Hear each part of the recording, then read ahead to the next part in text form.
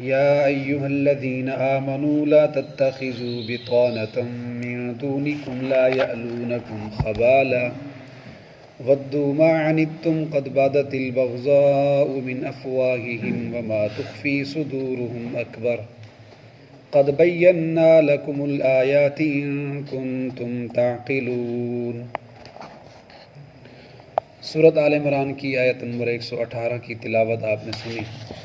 اللہ پاک فرماتے ہیں یا ایھا الذین آمنو، اے وہ لوگو جو ایمان لائے ہو، لا تتخذوا بطانة من دونکم، اپنے علاوہ کسی اور لوگوں کو اپنا رازدار مت بناؤ۔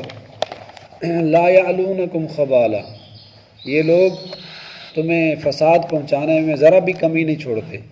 ودوا ما عنتم، وہ تو چاہتے ہیں کہ تم مشقت میں پڑو۔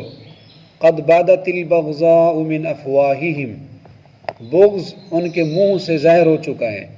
وما تخفی صدورہم اکبر، اور جو کچھ ان کے دلوں میں چھپا ہوا ہے وہ بہت بڑی چیز ہے۔ قد بینا لکم الآیات، تحقیق ہم نے کھول کھول کے بیان کر دی تمہارے لیے اپنی آیات۔ ان کنتم تعقلون، اگر تم سمجھدار ہو۔ پچھلی آیات میں کل کے درس میں یہ بتایا گیا تھا کہ بد عقیدہ لوگوں کے اعمال برباد ہیں، عقیدہ درست نہیں ہے، ایمان اخلاص اتباع نبی نہیں ہے تو کوئی عمل بھی اللہ کے ہاں مقبول نہیں ہے۔ اور آج کی ان آیات میں، آج کے درس میں اللہ پاک فرما رہے ہیں کہ بد عقیدہ لوگوں کو اپنا دوست بھی نہ بناؤ۔ اگر کسی آدمی کا عقیدہ درست نہیں، اللہ کے بارے میں، صحابہ کے بارے میں، حضور علیہ السلام کے بارے میں، قرآن کے بارے میں، اسلام کے بارے میں اس کے اگر نظریات غلط ہیں، آپ کو تسلی ہو گئی تو لا تتخذوا بطانہ، اپنے علاوہ ان کافر لوگوں کو اپنا بھیدی نہ بناؤ۔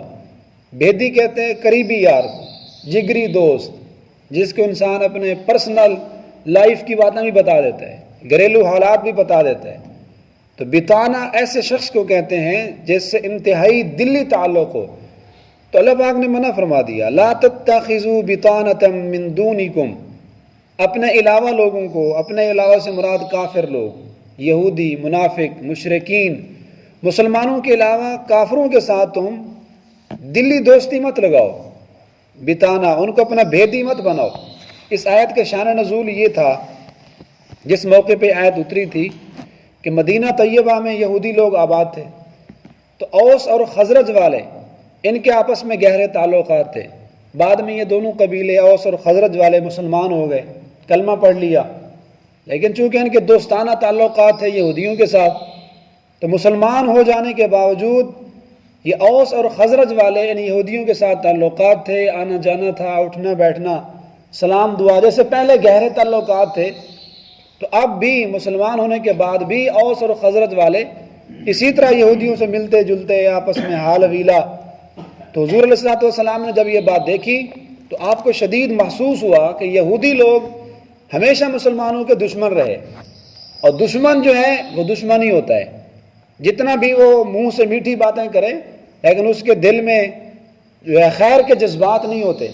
تو آپ کو یہ بات محسوس ہوئی، اور وجہ یہ تھی کہ جو مسلمان ہوتے ہیں، مومن لوگ ہوتے ہیں، رحم دل ہوتے ہیں، اور دوستی کے اندر بھی نرمی والا معاملہ ہوتا ہے۔ جس کے ساتھ دوستی ہوتی ہے انسان کے، اس کے ساتھ اچھے جذبات ہوتے ہیں، نرمی والے، حسن سلوک والے۔ اور حضور علیہ السلام نے مومن کی نشانی بتلائی کہ مومن آدمی وہ ہوتا ہے جس کی نرمی کی وجہ سے لوگ اس کے قریب آتے ہیں۔ مومن ایسا نہیں ہوتا کہ اس کی ترش روئی کی وجہ سے لوگ اس سے نفرت کھائیں، اس سے دور بھاگے، اس کو دیکھ کر، اس کی شکل کو دیکھ کر دور بھاگ جائیں کہ ابھی آ رہا ہے، کوئی شر پہنچائے گا، کوئی نقصان پہنچائے گا۔ مومن ایسا نہیں ہوتا، بلکہ ترش روئی سے تو، سخت گوئی سے تو حضور علیہ السلام کو بھی اللہ تعالیٰ نے سختی سے منع کر دیا۔ فرمایا وَلَوْ كُنْتَ فَظًّا غَلِيظَ الْقَلْبِ، کہ اے نبی دیکھیے، اگر آپ ہو گئے ترش رو، آپ کا لہجہ ہو گیا سخت، تو یہ صحابہ کرام جو آپ کے دیوانے ہیں، آپ پر مر مٹنے والے ہیں، فداک ابی و امی یا رسول اللہ، ہر وقت یہ کہتے ہیں، اگر آپ کا لہجہ سخت ہو گیا، آپ کی کلام میں سختی آ گئی، تو یہ صحابہ بھی آپ سے دور بھاگ جائیں گے۔ سخت گوئی، سخت لہجہ اتنی خطرناک چیز ہے کہ قریبی لوگوں کو بھی یہ دور کر دیتا ہے۔ تو جو مومن ہوتا ہے وہ محبت کا مرکز ہوتا ہے. ایک حدیث میں آتا ہے المومن مالف، محبت کا، الفت کا مرکز ہوتا ہے. لوگ اس سے محبت کرتے ہیں. اگر اس سے لوگ نفرت کھا رہے ہیں، لوگ اس سے دور بھاگتے ہیں، تو اس کا ایمان کمزور ہے. تو چونکہ دوستی میں ہوتی ہے نرمی، اور مسلمان مومن ویسے ہی نرم دل ہوتے ہیں.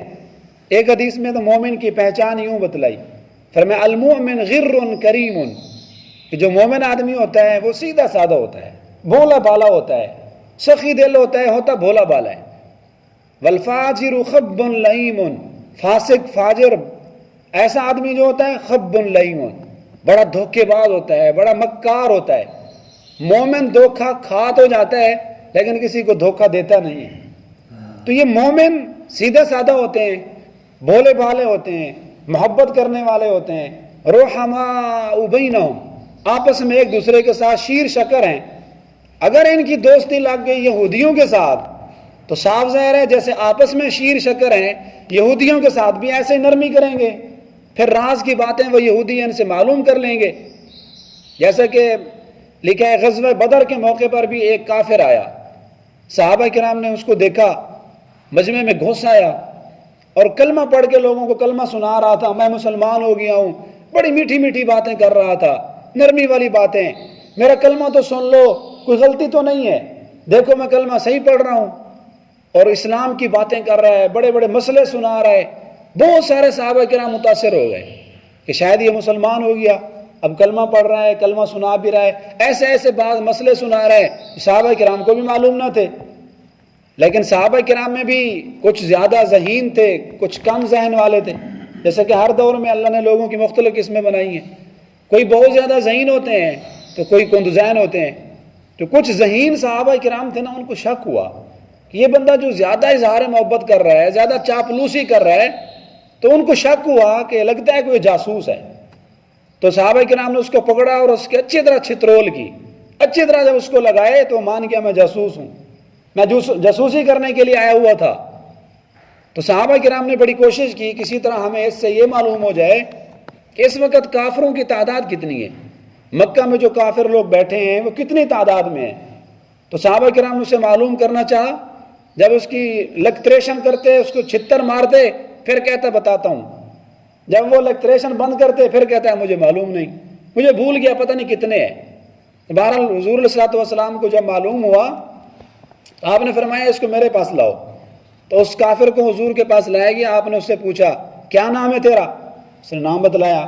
والد صاحب کا نام کیا ہے؟ بتلا دیا. تیرا ابا کیا کرتا ہے؟ یہ بھی بتلا دیا. تو آپ نے پوچھا اچھا بتاؤ تمہارے کافر تعداد میں کتنے ہیں، کتنی تعداد ہے کافروں کی وہاں مکہ میں؟ تو کہتا یا رسول اللہ مجھے معلوم نہیں ہے، بھول گیا ہوں. تو آپ نے فرمایا اچھا یہ بتاؤ کہ روزانہ کھانے میں تم کتنے اونٹ ذبح کرتے ہو؟ تو اس نے کہا روزانہ 10 اونٹ ذبح کرتے ہیں. تو آپ نے صحابہ کو بتا دیا ان کی کافروں کی تعداد 1000 ہے. میں نے اندازہ لگا لیا کیونکہ ایک اونٹ کو 100 آدمی کھاتا ہے. یہ کافر بڑا چالاک بن رہا تھا، بڑا ہوشیار بن رہا تھا، بتا نہیں رہا تھا کافر کتنے ہیں. تو حضور علیہ الصلوۃ والسلام نے اپنے خاص طریقے سے، آپ تو سب سے زیادہ عقل مند، سب سے زیادہ ہوشیار چالاک تھے. جب آپ نے پوچھا بھی کتنے اونٹ ذبح کرتے ہیں، کہا 10. تو آپ نے اندازہ لگا لیا، فرمایا کافروں کی تعداد 1000 ہے. تو بہرحال جو کافر دشمن ہوتے ہیں وہ تو ہر وقت اس ٹو میں ہوتے ہیں کہ کسی طرح ہم مسلمانوں کو نقصان پہنچائیں. اور ان کے اندرونی جماعتی جو راز ہوتے ہیں کہ مسلمان کیا کر رہے ہیں، کافروں کے بارے میں کیا سازشیں ہو رہی ہیں، تو ہر وقت ہر دور کا ہر کافر اس ٹوہ میں ہوتا ہے کسی طرح مسلمانوں کے حالات معلوم کر کے، CID کر کے، جاسوسی کر کے کسی طرح مسلمانوں کو مغلوب کریں اور ان کے اوپر غلبہ پائیں. یہ خواہش، یہ جذبہ ہر دور کے کافر کا رہا. اس لیے اللہ پاک نے منع فرما دیا لا تتخذوا بطانا.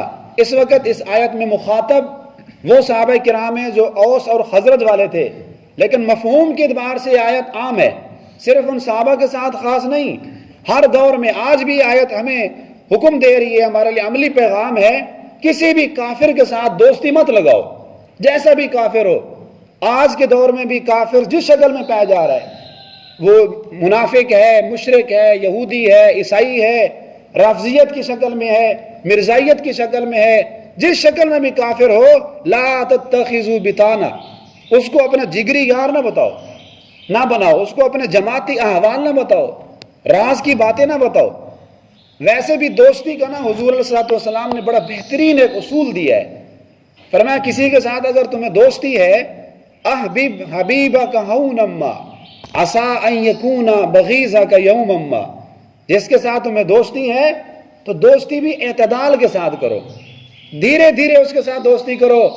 ایسا نہ ہو کہ آپ اس کو گھر کی باتیں بتا دو، اپنی پرسنل لائف کی باتیں اس کو بتاؤ، میں نے آج تک یوں کیا، میں نے آج تک یوں کیا، اور یہی آپ کا جگری یار جب کل کو آپ کا دشمن بن جائے گا، عسى ان یکون بغیضک یومما، ہو سکتا ہے کل کو تیرا قریبی دوست تیرا دشمن بن جائے، پھر تیرے اوپر اٹیک کرے گا۔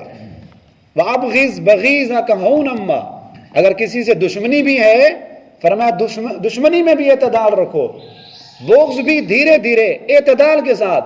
عَسَىٰ أَن يَكُونَ حَبِيبَكَ هَوْنَمَّا، ہو سکتا ہے کہ تیرا دشمن کل کو تیرا جگری یار بن جائے، تو آج تم نے اس کو جو بری بھلی باتیں کی ہیں، کل کو دوست بن جائے گا، پھر تمہارے لیے شرمندگی ہوگی۔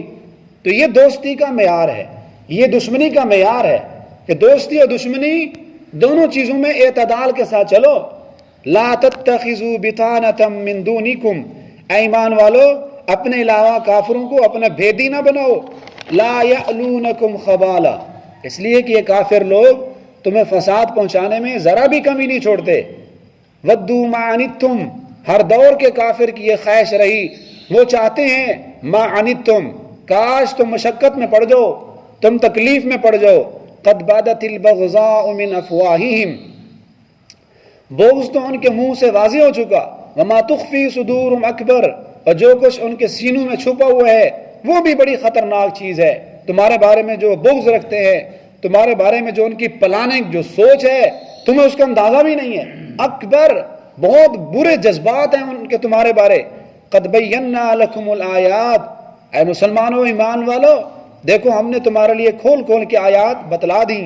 ان کنتم تعقلون، اگر تم اس بات کو سمجھو، اس بات کو تم پرکھو، عقل سے جانچو کہ دشمن دشمن ہوتا ہے، جتنا بھی منہ سے میٹھی باتیں کرے تم اس کے ساتھ دوستی مت لگاؤ، اس کی باتوں میں نہ آنا، اس کو اپنے قریبی دل کے جماعت کے راز مت بتانا۔ اللہ ان باتوں پر ہم سب کو عمل کی توفیق عطا۔